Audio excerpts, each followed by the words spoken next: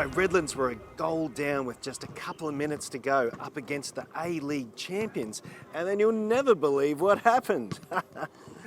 Oh hi, I'm Darren Lutton from FBTV. Welcome to tonight's feature game. Tonight it's the semi-finals of the Canale Cup, and we're at Teralba Park for the clash between Mitchelton FC and Ipswich Knights. Of course, the winner of tonight's game goes on to face Teralba in the grand final. Let's head straight to the action. Calling the game, it's Rafe Griffin. And then Eugene Galikovic dropped the ball and Redlands scored. I think I've seen that story, Darren. Can't remember where though. Anyway, here's coach Leo Sirianni for Mitchelton heading to the dressing rooms and his counterpart Stuart Drinkheld for the Ipswich Knights. Here's how the two teams line up for this Canale Cup semi-final. Well, Lucas Wilson, who's a bit of a cup specialist for the Ipswich Knights, was named on the team sheet prior to the start of this match, but he appears to be a late withdrawal. Referee for this one is John Vasiliadis, assisted by Andrew Lindsay and Joey Lee. So it will be the home side, Mitchelton, that get us underway in this Canale Cup semi-final. As Darren said in the intro, the winner goes through to the final to take on Teralba, who defeated Eastern Suburbs 2-1 on Thursday evening. Here in the direction of Lawson. Lawson scrapes that one across the face.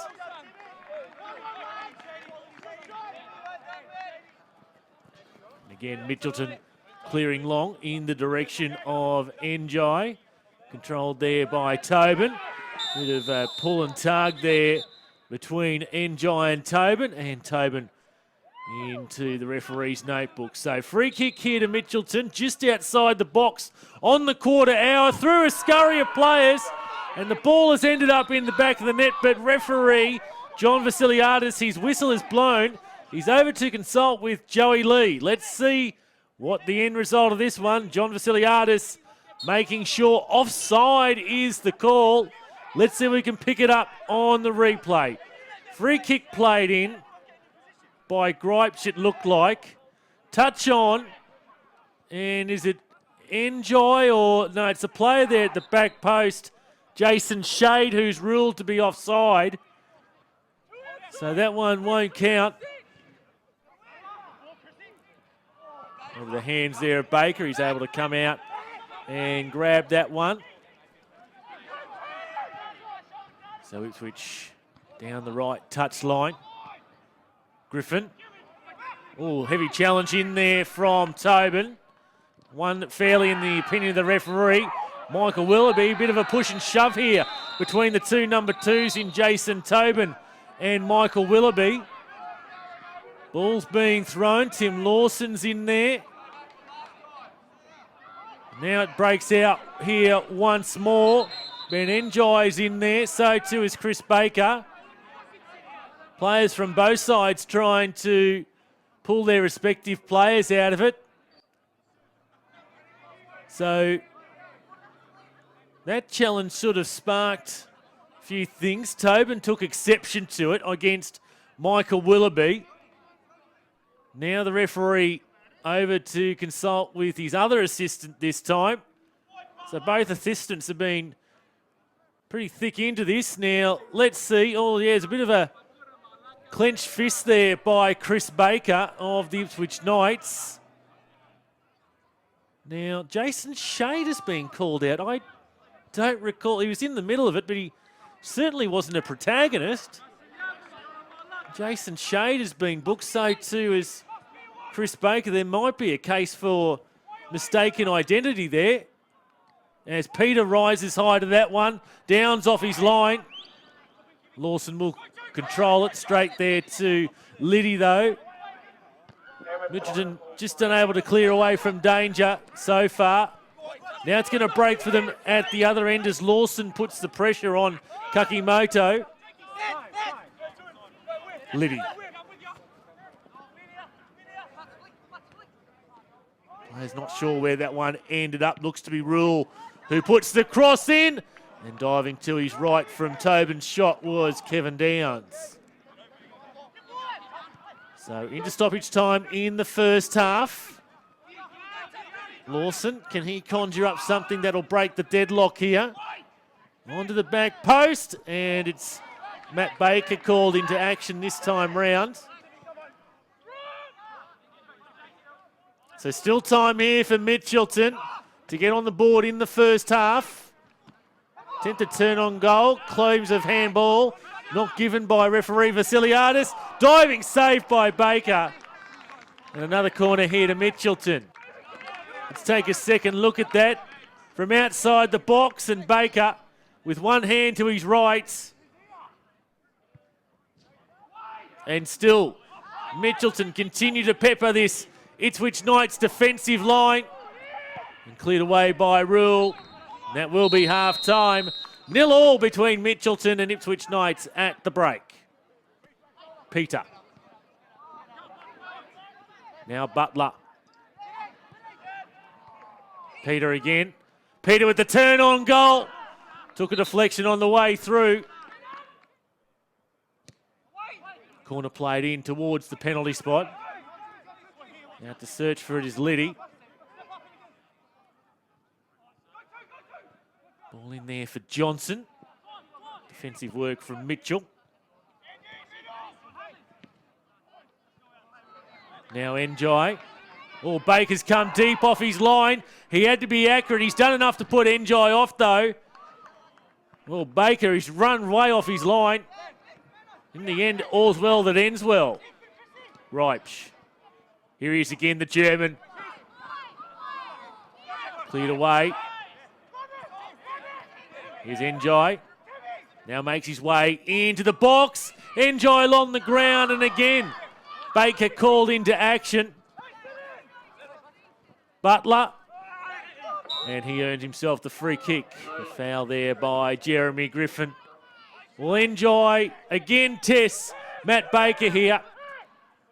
His side may be lowly ranked in the Flight Centre Premier League table, but Matt Baker being one of the outstanding performers, pulling off magnificent saves for Ipswich Knights.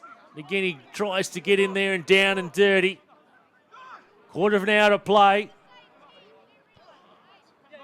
Butler wins that one. Let's take a second look at that. Njai here releases Reipsch.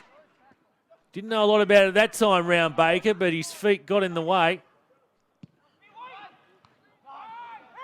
Corner defended away by the Mustangs. McVeigh got two white shirts to beat there, and he does so. Now he starts to launch it long here. Here's Njai. Njai, he's got one man to beat. Now there's some recruits coming on the scene, but Ben Njai has put the ball past Matt Baker now. And with 2.5 minutes to play, Mitchelton head out to a 1-0 lead. What was launched from deep inside their defensive territory. Ben Njai is confronted there by Andy Butler. There are Tashaga coming onto the scene late as well. But an expert finish here from Ben Njai. And is that enough to seal passage for Mitchelton through to the Canale Cup Final? Into stoppage time now. One last chance here for the Knights if they can get it forward here. Johnson loses out. Njai, he's off to the races. He can seal it here once and for all. But again, Ipswich Knights get back in defence. Now they're going to create an opportunity going forward themselves. Rule. Desperate last-minute stages here for the Knights to try and force this one into extra time. Bundled off the ball there was Butler. Well, Butler bundled Willoughby off the ball, and he's given away the free kick. Mitchelton in no rush to take it. Willoughby's throwing straight to Njai. Perhaps final hope here for Mitchelton, not as it comes to Stubbins. Referee John Vasiliadis blows the full-time whistle. And Mitchelton have come away 1-0 winners in the semi-final of the Canale Cup. Ben Njai seals progress through to the final. Well, Stuart, a little bit short tonight. What were your thoughts on the game? Oh, look, the game basically summarises our season. You know, we're in games for long periods and then we sort of have switch off a little bit and teams are scoring goals. It's just unfortunate for us that we're not as sharp as we need to be in the final third. And, you know, we don't create a lot of chances and, you know, Mitchelton deserved the result tonight. They worked hard and our goalkeeper made a couple of really good saves, particularly just before half-time.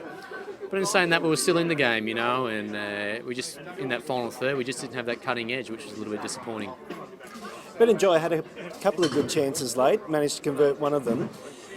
Do you think there's a fitness issue there with your guys? No, not at all. We're a little bit down on troops as well, you know, with a few boys out, but you know, when you defend for long periods of time and you know the other team have got a lot of possession, it makes it difficult, you know, and boys are going to be tired. So, I mean, if we had someone up front that could probably score a couple of goals, it'd make a big difference for us. So, we're certainly looking to solve that problem before next season starts. So, hopefully that'll happen. Semi-finals of the Canale Cup. You've survived the season. You must be reasonably happy with how it's all gone down. Oh, look, we're happy with where we've finished as a club in the club champs. You know, that's always been our goal, and we've sort of built the club from the base, I suppose, and we've got a good group of 16s coming through. Our 18s are okay. We've got a pretty big squad of similar ability, and that's why our reserve grade are going so well. So, look, from a club perspective, you know, we're not waiting for the last game of the season to get points. You know, we're comfortably safe. So from that perspective, we've got that tick in the box. But our Premier League side need to be doing better. You know, we need to be, you know, touching on that fourth position. You know, in amongst theirs was our goal, and you know we're well below that, which is disappointing. Well, congratulations, Leo. You're through to the final of the Canale Cup. What were your thoughts on the game? It was definitely a cup semi-final. I thought we started all right in the first 10-15 minutes, and then as a cup final does, you know, Ipswich are playing for everything, you know, to get them to a final as well. And, you know, it got a bit heated and brought the game alive, I think. And I think my boys, from that point, we probably went backwards a little bit once it started getting physical and we stopped doing what we were doing, stopped getting the ball to feet and getting the ball out wide. But it had the making of two teams that wanted to go through to the final. And, I'm pleased with my boys, the discipline they showed to probably control themselves at the heated times. But, you know, the last 15 minutes, I thought once we started getting the ball on the deck and started knocking defeat, and once Josh McVeigh, I think, came on and we changed it up front, we started to hold the ball up and we started getting Benny into areas, started getting Jake into areas.